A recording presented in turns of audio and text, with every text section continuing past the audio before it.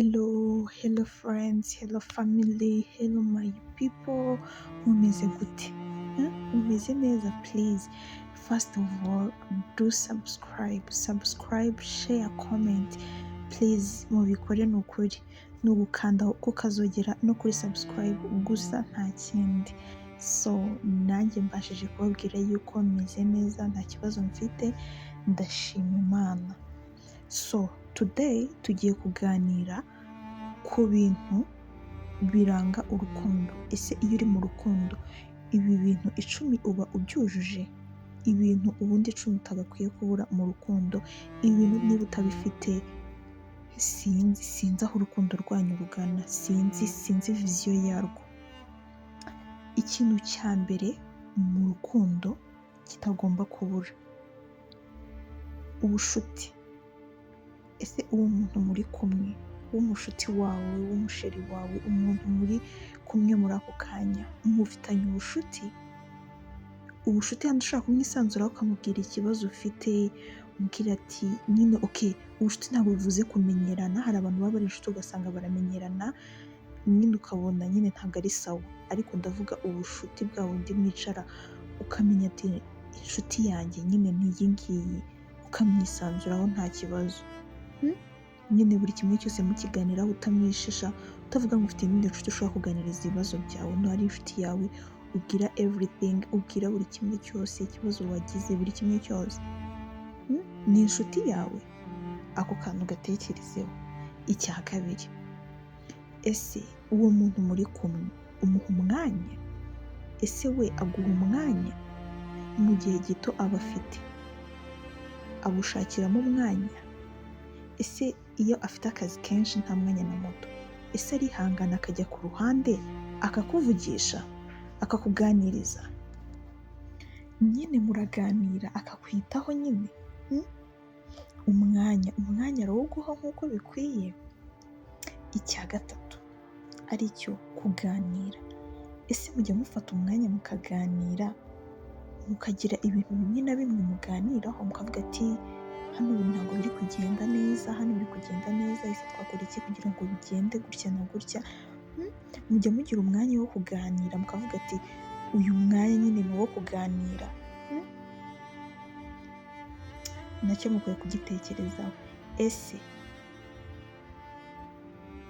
tugiye ku cya kangahe? Ku cya kane, respect, kubaha. Ese umuntu muri kumwe uramwubaha? Ese arakubaha? Hari ukubaha mu buryo bwinshi butandukanye, sibyo? Hari nko kukubaha like wenda muri bagenzi bawe akaba yakubaha, sibyo? Mu byo uri gukora, niba ukoze ikosa ntaze ngo ahite akubwira ati bite byawe, wakoze ibiki, kuki utabigenje kuno na kuno, kandi mbona uhubuka wa mugore we, mbona uhubuka wa mukobwa we, njye mbona ntazi. Nyine ugasanga ari kukubwira nabi muri bagenzi bawe, ntabwo akugize ku ruhande. Nyine arakubaha, guha respect ukwiye. Ese we urayimuha? Icya gatanu, care. Ese umwitaho? Akwitaho? Ukamenya yariye, yiriwe ate, ese ku kazi byagenze neza, ese ibyo arimo byagenze neza. Nyine ukagerageza kumucaringa. Niba agiye ku kazi ukamenya ngo yambaye neza, ukamenya ngo nimba mufite imodoka cyangwa mutanayifite, ibintu byose agiye mu bisa neza, nyine bimeze neza. Ujya umucaringa ukavuga ati uno munsi ararya iki, ndamutegurira iki. Ibyo bintu byose ubyitaho. Ujya wibuka kumubaza niba yafashe breakfast, ujya umubaza uko ameze. Nako kantu gatekerezeho neza. Icya gatandatu kandi gikomeye, iki kirareba abakobwa cyane cyangwa se abamama. Buriya abagabo bakunda ikintu bita kubashyigikira mu bintu barimo, baba bari mu mafuti, baba bari mu byiza, ariko bakunda umuntu ubashyigikira. So ikintu kumushyigikira, nimba afite business, nimba wumva afite business idea, niba ubona afite umushinga, ibintu arimo, gerageza umubwire ko haje, gerageza umushyigikire mu byo arimo. Ariko nubona bitari kugenda neza, ntabwo ari ngombwa ko umubwira ati directly ngo umubwira ati no, sheri ibintu urimo ntabwo ari sawa, ibi ntabwo ari uko agakwiye kubimubwira. Ucunga cyajya aba ari muri mood yo kuba wamuganiriza ubona ko ameze neza, ukamwicaza ukamubwira ati se sheri bite. Rero kariya kantu mbona wakagenza gutya na gutya, hari utuntu mba mbonamo tutari sawa, nawe iyo yicaye akabireba neza ubona yuko nyine hari ikintu gihindutse. Hari ikintu gihindutse, nyine ukagerageza kumushyigikira, ariko ukanagira n'ahantu umucalenjingaho gato, nyine ukamwereka ko umwitayeho ariyo yakeye, nyine ukagerageza kuba mu bintu arimo. Ese yakubwiye imishinga afite? Umuntu mukundana ntabwo ashaka kuguhisha umushinga afite. Umuntu ugukunda bya nyabyo ugufiteho gahunda, apana bano baza ari ukuryoshya bakigendera gusa. Arakubwira ati sheri bimeze gutya na gutya, ndi kugenda gutya na gutya, akaguha buri details yose ku buryo nawe umenya ati nyine ikintu uko biri kugenda hagati yanyu, ukamenya ati niba izi saha adahari araha, gutyo nyine. Tukajya ku kintu cya karindwi, kumutungura. Ukamutungura nimba muri gusohokera ahantu, ukamukorera agasiripurize runaka, niba mubana muri weekend ugafata umwanya ugafata nk'icyumba, si ngombwa gukoresha icyumba cyanyu, yego niba wagikoresha nabyo ni sawa, ugafata icyumba ukakidekora neza, mukaba mwasangiriramo, mukaganira, mukagira ibintu byinshi mukora byiza, cyangwa se ukamujyana aho tukamutembereza, ukamukora utuntu twiza dutuma aruhuka mu mutwe, dutuma yibaza ibintu byose. Utwo tuntu muri kutwumva uburyo tumeze, nyine ukagerageza kumutungura mu buryo bwose bushoboka, buri munsi ugahora umuha impamvu yo kuba yagukunda. Nyine utwo details twose tuba mu rukundo rwanyu, habamo akantu k'agasapurayizi. Gusapurayizinga ntabwo ari ngombwa ngo agende akugurire impano, ntabwo ari ngombwa ngo agende akugirire ikintu. Hari n'igihe aba adashobora kuguhamagara, waramenyereye yuko like ku manywa ntabwo ashobora kuguhamagara, aho ukajya kubona nka after lunch saa 8 sangahe, ukajya kubona call ye, sheri umeze neza. Wow, iyo ni big surprise, naho abagusapurayizinze nyine birenze, sibyo? Ukajya kubona kuguriye airtime, ukajya kubona kuguriye bundle.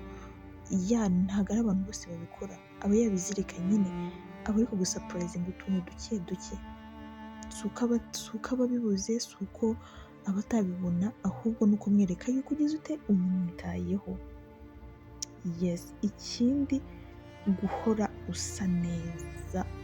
Haba ndabwira abakobwa bagenzi banjye, even n'abamama, mwese mwumva aka kantu, nta mugabo n'umwe yewe n'umusore n'umwe wishima umukobwa cyangwa umumama usa nabi, ntibibaho.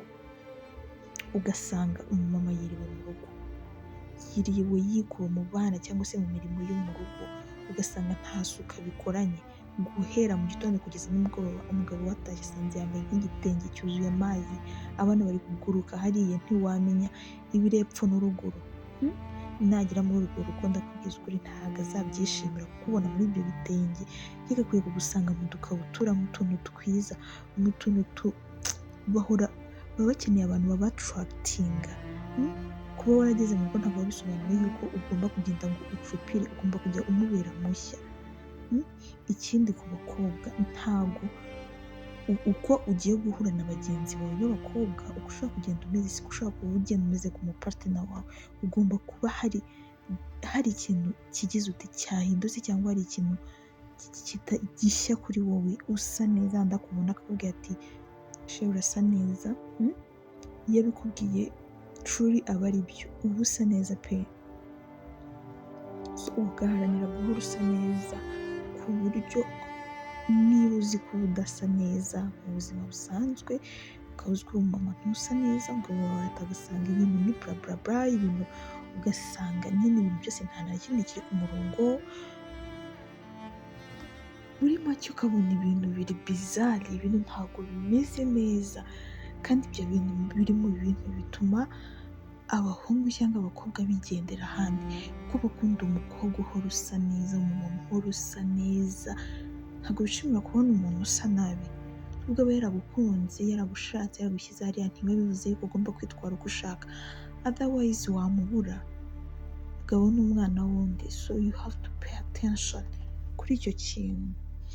Ikindi kutamugenzura guys, abantu surtout ku bakobwa, ntimukagenzure abasore cyane cyangwa se abapapa ngo babaze, ucekinge amatelefoni yawe, ucekinge buri kimwe cyose bakora, natinda gutaha wari uri hehe ko watinze, numubura kuri telefoni ko nze kunyitaba wari uri kumwe nande, nyine ntumugendeho cyane, ntumwereke nyine ibintu bya danje, ntabwo ari byiza, bituma nyine atangira kwibaza ibintu byinshi, atangira kubona yuko nyine uramubangamira kandi biba biri mu bintu, kubera ukuntu bagira utuntu twinshi ku ruhande ntabwo bibashimisha rero utwo tuntu twose abonye utadufite, utamugenzura cyane, nawe bimutera iki? Bimutera ikibazo, bigatuma hari utuntu tumwe na tumwe adashobora gukora, ari icyo ngicyo yirinda, akantu k'iki? Akantu ko kutamugenzura cyane, ntabwo aba ari sawa, ntabwo aba ari sawa pe, ntabwo bagakunda habe na gato, habe na gato pe, habe na gato. Ikindi ugahora uri mushya imbere ye, nyine buri kintu cyose ukoze akabona ko uri mushya, mba wamuhaye keya, wayitanze mu bundi buryo buruta kwa kundi, uburyo wamuvugishijemo buri so different na kwa kundi. Yes, so ikindi tugiye kuvuganaho, utwo tuntu mugomba kutwitaho, utuntu tugomba kubafasha mu rukundo, ugomba kutwitaho twose, utwo tuntu 10 utadufite sinzi ubwo ngo urukundo rwanyu rwaba rugana he? Ntabwo ndi kubyumva. So ikindi nshaka kuvugaho ku kijyanye na decoration, uburyo ugomba kudekora cyangwa uburyo ugomba gusapurayizinga umuparteneri wawe, umuntu wawe nyine, uburyo ugomba kumutunguramo, ntabwo ari ibintu bya danje, ntabwo bisaba ngo ube uri umukire, ngo ube uri iki, no, uko wishoboye kose ushobora kubikora. Ufite ubushobozi ushobora kujya ahantu harenze, udafite ubushobozi ushobora kubikorera mu rugo, ushobora kubikora mu buryo bugiye butandukanye. Urugero, ushaka nko gusapurayizinga umukunzi wawe, either yakoresheje anniversaire cyangwa se muri kwizihiza isabukuru y'igihe mwakundaniye, muri nyine whatever, nyine ikintu icyo ari cyo cyose mwaba muri guselebratinga, cyangwa ikintu icyo ari cyo cyose mwaba muri kuganiraho, ikintu icyo ari cyo cyose, yes, nyine ugomba gushaka ahantu nyine hari quiet, ahantu nyine mwaganirira biri so fresh and clean, neza, nyine ari sawa cyane. Urugero, mufite abana ari nko mu rugo, ushobora nko kubajyana kubatembereza, cyangwa se mu kimwe ukaba nka permission bakajya gusura abafamiliye mu masaha atari makeya, ayo masaha bagiyemo namwe mukayakonsoma wowe n'umupartner wawe, mukagira ikintu muganiraho, mukagira uburyo bw'enjoyinga muri wawe, bimeze neza, bishobora kuba ari sawa cyane.